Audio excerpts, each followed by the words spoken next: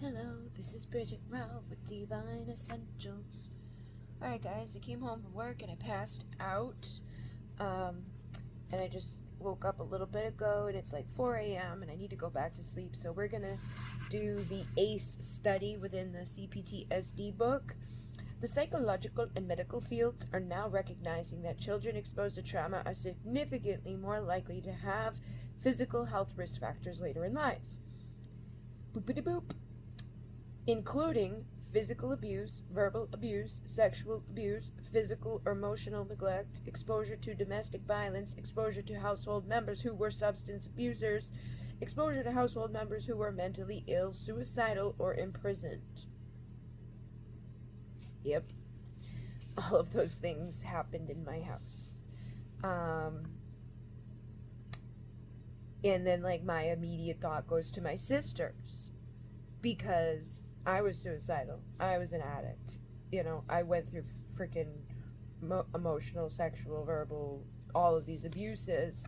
And then, watched my younger sister go through some of those things. Not all of those things.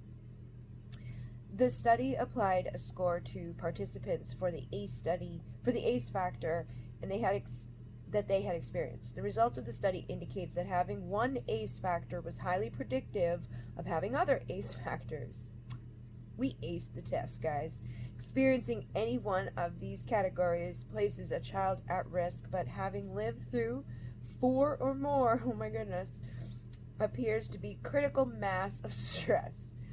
We've reached critical mass here, collaborated with the CDC, to understand the degree of risk. They concluded that adults who had been exposed to 4 ACE factors as children are 4 times more likely to become depressed, 7 times more likely to use substances, and 12 times more likely to attempt suicide than adults with an ACE score of 0.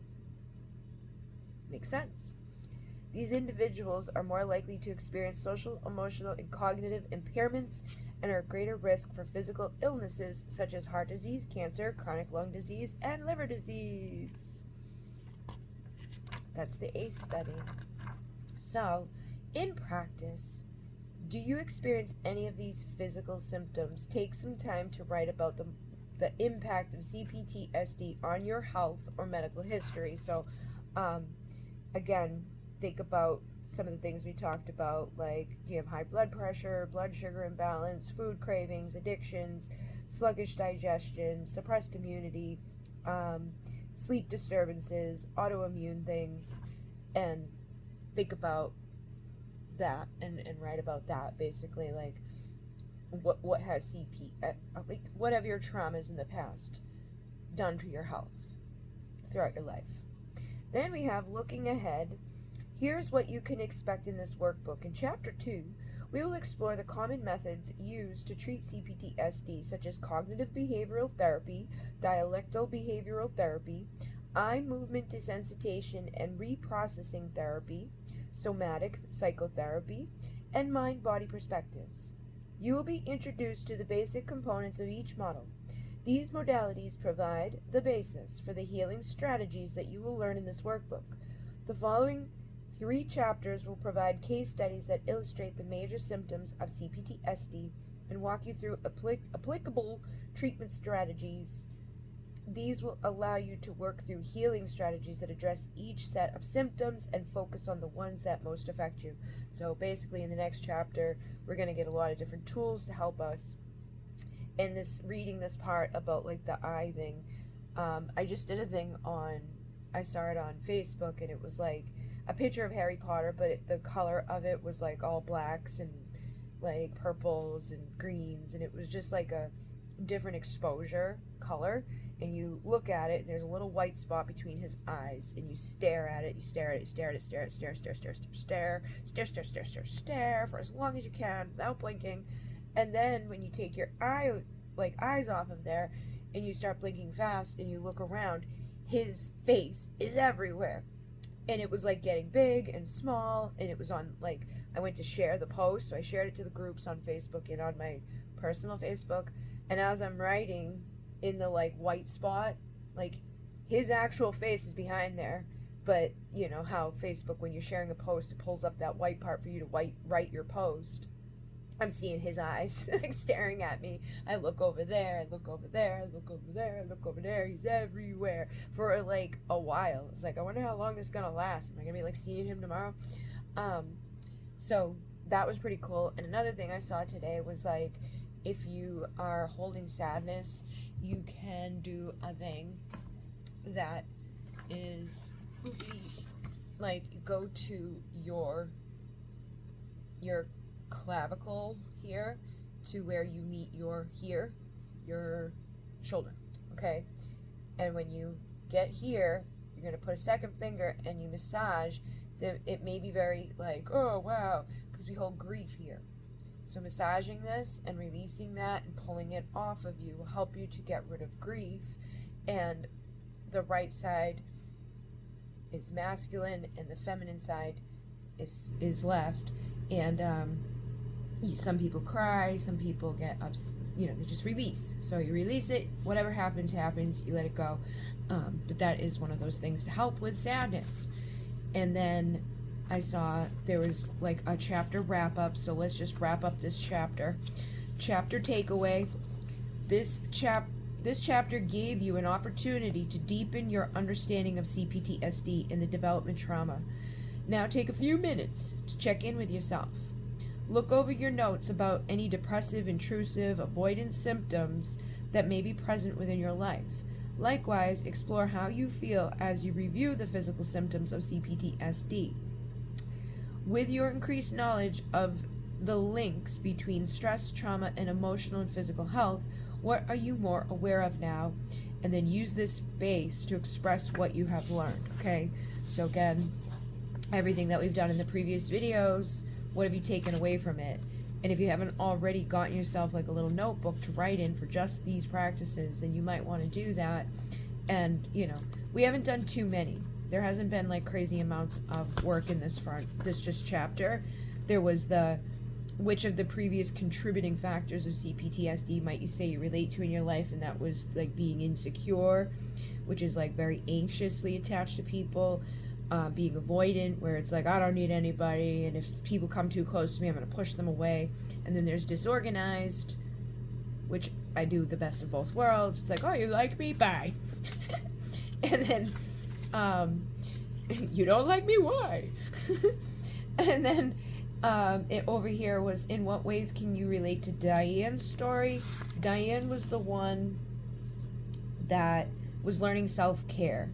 She was the one that was burying her feelings and things like that because her parents were never really involved in her life, and they showed her that like she felt like they never should have had children, so she felt like she should never been born. And if somebody's not taking care of you as you're growing up, then it's hard for you to take care of yourself. So that was one thing that you could do as a practice in the beginning of this. Is just like, how can I relate to that story? Like, what didn't happen from my parents growing up? Maybe they were emotionally dysregulated. Maybe they didn't have healthy eating habits. Maybe they weren't very good at self-care in some way. Like, maybe they didn't practice the best hygiene. Maybe they didn't, keep a clean house. All of those things will impact you and how you grow up and how you surround yourself. Like, I'm always trying to clean up and keep things like somewhat nice, but I grew up in chaos, and so sometimes that it feels like that chaos comes back in all around me, and then I clean it up and I feel better, but then it like creeps back in, piles of mail or like all the decks that are on the table over there right now, like that just being there. Even though I'm not engaging with it, looking at it, it bothers me. Downstairs in the dining room, all of my bottles there, it bothers me. I want to have like a better system. I want a better way of it looking. I don't want it there, but it's there because it's the only place for it to be right now. But we're moving things. My dad's redoing the walkway. I'm going to have my studio again. I'm going to have the basement again. So like I can actually like store things normally and have like a workspace that's not like supposed to be a living space, and then I can like dedicate my time to doing things specifically there. So yeah, those are some things that we can think about and see how they impact us, because chaos around us is chaos in our mind on many scales, from childhood to adulthood, physically, emotionally, spiritually. Like, physical chaos in my surroundings causes mental chaos up here. Emotional chaos in my life causes all those other things. It's like it goes across the board, okay? And then make sure that there was nothing else for if you're just coming into this video for some reason. What avoidance symptoms, denial, repression, idealization, minimization, addictions, or disassociation do you experience? And in what ways do these symptoms get in the way of living the life you want? I've been very disassociated. I just took my earrings off tonight, too. I've been wearing Moldavite for a while. And I was like, they're probably not helping. Because...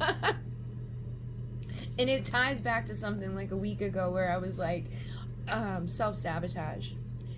I have certain rings and certain jewelry that, like, in my brain, my little subconscious, which is so powerful, I'll be like, no, that ring brings bad things. So I put that ring on, try to override that, like, no, it's just a ring. Subconsciously, I'm believing that anyways, because I didn't clear that belief out. And it's like I'm just trying to override it with my conscious mind. Although it's just a ring, don't be silly. But my subconscious is like watching all day long, being like, you're a dumbass. And then anything that goes wrong for like the next 4 or 5 days that I wear that ring, when I'm, I knew it, like it will come, okay? Now, Moldavite is a very high vibrational stone, and it causes chaos. It causes transformation. It causes us to, but it's a good thing too. It's like when you're sick of shit, when you're sick of the way life is, and you're sick of like the connections or the things that are going on or not going on or whatever, get some fucking Moldavite and you'll shake shit up. And I feel like they did their job, because like I had a realization today and I was like, this has not happened in like over a decade. I haven't really truly felt this way in over a decade. And it's connected to another person, like, that I know but don't know well, but like I'm getting to know that person. But the fact that it can even be there is huge, okay? The fact that that could even be there, that I'm like thinking the things that I'm thinking, feeling the feelings that I'm feeling, is huge, because for over a decade didn't happen with any newcomers into my life for over a decade. So I know that that's shifting, and that's huge. So happy about that. And then over here was what intrusive symptoms of anxiety, flashbacks, nightmares, hypervigilance, emotional dysregulation, interpersonal problems do you experience, and what ways do these symptoms interfere with your life now? So do you have nightmares, flashbacks? Are you hypervigilant like I am, where I'm like, oh my God? And how's that impact you? Does it make you tired? I'm tired. When I got back to, well, it was weird. Alvin is the one that trained me, and he lives in Rhode Island but sometimes comes to our station, and he's been at the station for the last 2 days. But yesterday his truck was all messed up in the morning, and this morning my truck was all messed up in the morning. But today when I came back, we gotta get gas, like we gotta fill up, which is literally like the little quarter of a tank that you used, you gotta fill that up. So I went to the gas station right near Amazon, and he was there right in front of me, but like he was like in my way because there was a car over here, so I had to wait for him. And then we like both get back to the station. What the hell am I talking about this for? I'm like, what is this thing connected to? That's my ADHD. When I saw him, he was like, you look exhausted. And I was totally like, I was just like, hi. Like, he's like, you look exhausted. I'm like, I am. I came home, ate half my, and still exhausted. We're gonna go to bed, and then we're gonna wake up and go back to work again. But we only have 2 days left. And then, what depressive symptoms of hopelessness, despair, depression, powerlessness, lack of self-efficacy, helplessness, shame, unworthiness do you experience, and how do they show up in your life? Like, I'm so stupid. I can't seem to do anything right. I'm an emotional wreck. I'm lazy. Ba-ba-ba-da-boop. Where do you do that to yourself?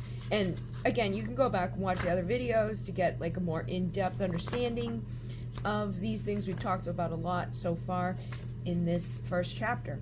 But yeah, we're going to be going into chapter 2 soon, as soon as I can.